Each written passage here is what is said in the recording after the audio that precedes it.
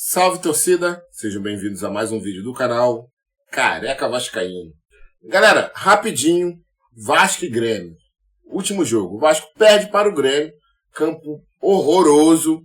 O futebol praticado hoje em dia, naquele campo ali, não dá, não tem jeito.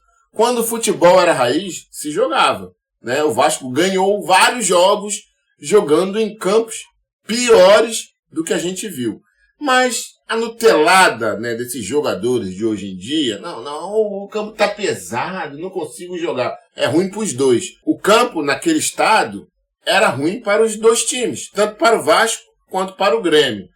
E quando o Vasco, no primeiro tempo, atacava num campo mais seco, eu pensei, caralho, não fazemos gol, estamos chegando muito pouco ainda no melhor lado do campo, e o Grêmio poderia, no primeiro tempo, ter feito 2, 3 gols no Vasco. É porque a gente dá sorte, cara. A gente tá dando sorte.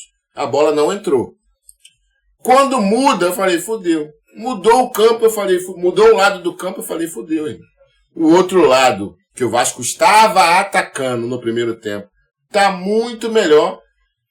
Do lado do Grêmio, tá muito pior, mas o Soteldo, aquele baixinho lá, destruiu, acabou com o jogo, e a verdade é essa. Termina o primeiro tempo, 0-0, glória a Deus, mas aí o Vasco vai atacar no lado que tá todo fodido, que era o lado que o Grêmio estava atacando. E aí quando o Grêmio vai atacar no lado que o Vasco atacava, que estava mais seco, e o caralho, o Grêmio vai e faz um gol com o Soteldo e com o Rojas. Ô senhor, o problema de você ter um Rojas no elenco é esse. Uma hora você tem que usar, irmão. E aí vai lá, usa o Rojas. O Soteldo pega a bola do lado esquerdo do ataque do Grêmio e o Rojas marca a distância, vai marcando a distância. Chega o Paulo Henrique, marca a distância, e o Soteldo no meio dos dois, a bola ainda bate no Rojas e gol. 1-0, Grêmio, e ficou por isso mesmo e foda-se. Mais uma derrota, um campo totalmente impraticável, repito, o futebol de hoje em dia, porque lá atrás, a gente já venceu vários jogos jogando desse jeito, e o campo estava ruim para os dois times, tanto que no primeiro tempo, o Grêmio jogando naquele lado, atacando naquele lado que estava uma lama puro, caralho. O Grêmio poderia ter feito já uns 2-0, uns 2-1, porque teve uma cabeçada do Verratti também, muito foda, e a bola foi na trave, então poderia ser uns 2-1, enfim, galera, perdemos porque jogamos menos. Seja pelo fator campo ou porque o time realmente é pior do que o time do Grêmio.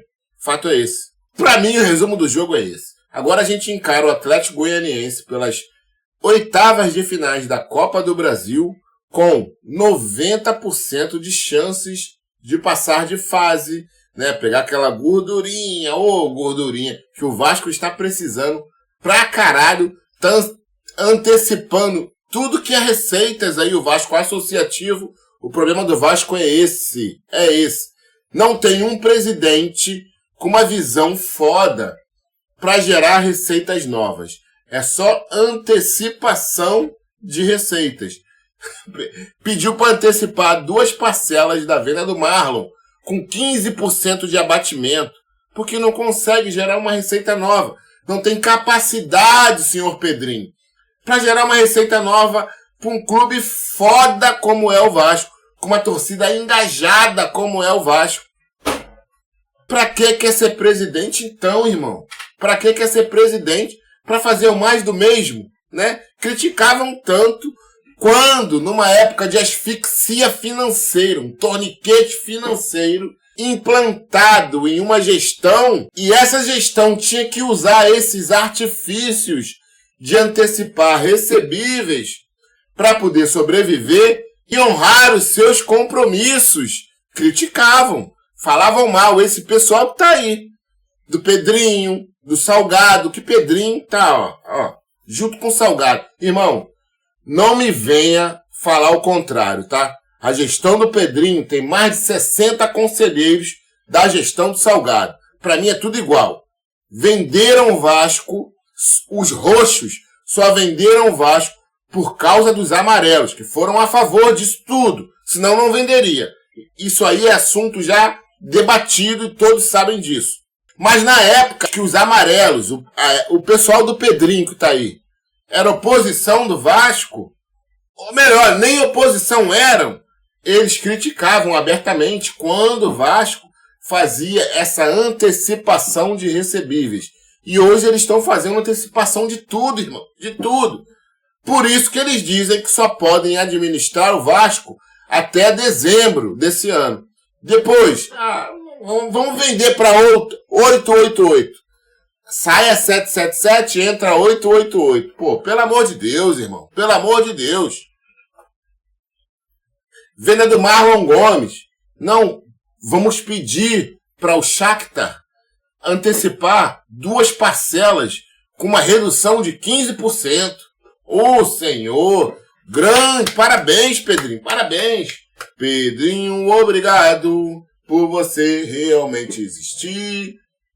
Faz de novo o que tá fazendo de novo aí? Ah, não, tirou a 777. Irmão, puta que pariu. Vá pra casa do caralho.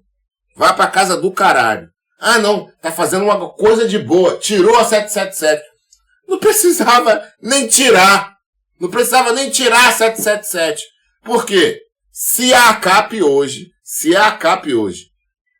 ela toma conta da 777 Futebol Group, não precisava ter ação judicial, porque o Vasco entra com uma ação judicial para retirar uma coisa da 777 que já não pertence a ela.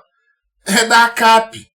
E aí a ACAP vem e conversa pro Vasco e o Vasco suspende o processo judicial, suspende a arbitragem. Então pra que entrou?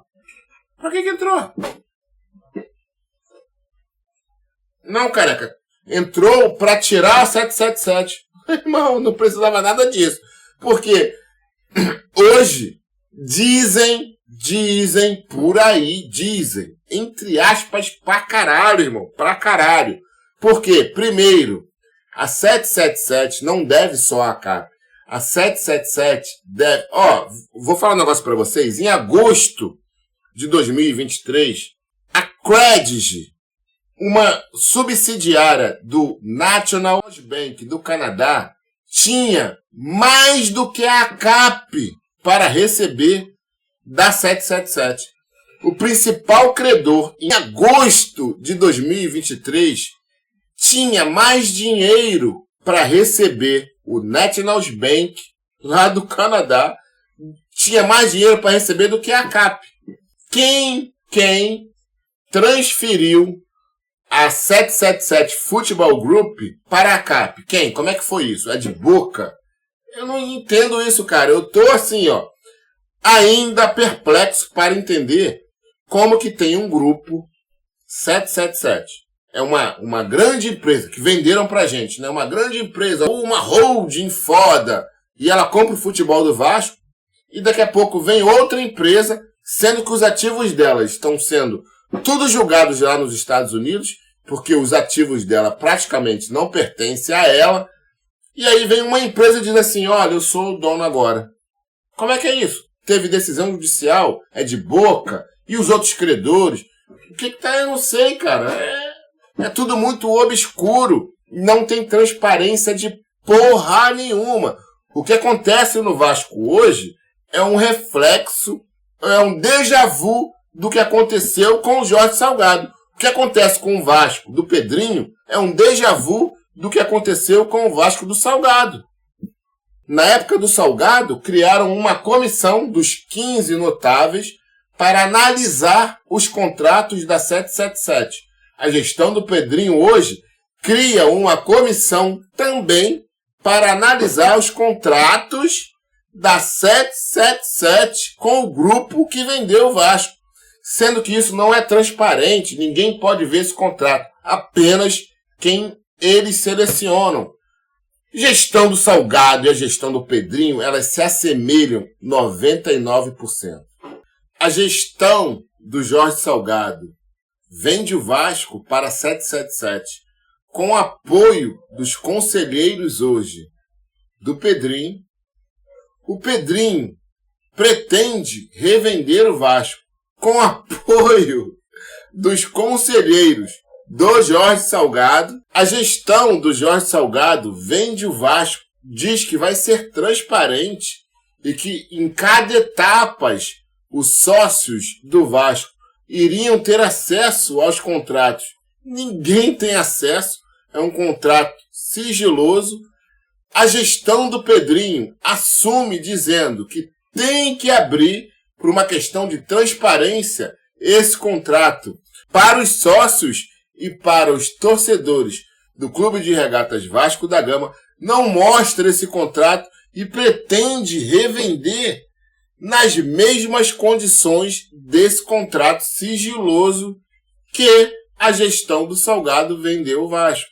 A decisão de suspender uma liminar na Justiça por 90 dias e a arbitragem na FGV pelo mesmo período é uma clara sinalização de que o Vasco faz sim acordos com a ACAP, que era a principal financiadora do grupo 777. Hoje o Vasco conversa com o diabo para que o diabo aponte um outro diabinho para ele continuar a sua existência. Ô Senhor, tá tudo errado, irmão. Eu vou conversar com o diabo aqui porque o fogo tá muito grande na minha bunda. Eu vou pedir pro diabo diminuir esse fogo e quem sabe, né, eu passo de um diabinho pro outro. Basicamente é isso que acontece com o Vasco.